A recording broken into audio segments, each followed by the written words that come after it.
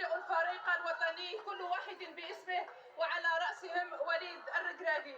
تتوالى انتصارات منتخبنا الوطني وتتواصل معها فرحة الجمهور العاشق المحب الوفي لهذا الفريق الذي يسطر حكايته في كأس العالم 2022، حكاية عنوانها احترس من أسود الأطلس. فوز جديد يسجل في اسم الفريق الوطني في تاريخ هذا الحدث الدولي الكروي. أجواء من الفرحة تعم المكان، حالة من الهستيريا تنتاب ساكنة مدينة طنجة.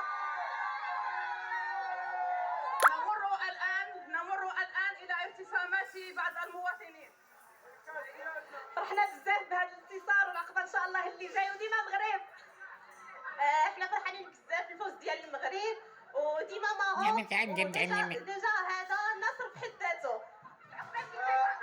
اولا احيي الشعب المغربي على هذا الانتصار التاريخي، كما احيي الشعوب العربيه كذلك على هذا الانتصار. لقد دخلنا التاريخ من ابوابه الواسعه. سجل يا تاريخ، اكتب، هي ملحمه كرويه بامتياز. اليوم عشنا الاجواء هنا بمدينه طنجه.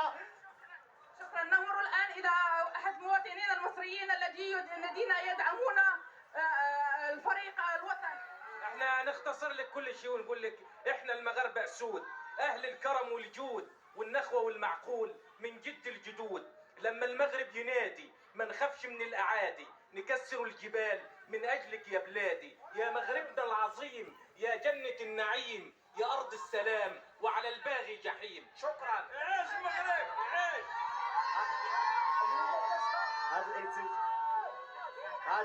هذا الانتصار اللي قدموا الفريق الوطني المغربي لابد ان يكسب بماء من ذهب، وان شاء الله كيدل على انهم اسود، والكاس سوف يكون كاسا مغربيا ان شاء الله، ونحتفلوا به هنا في المقهى ديالنا في ار ايس. مرحبا.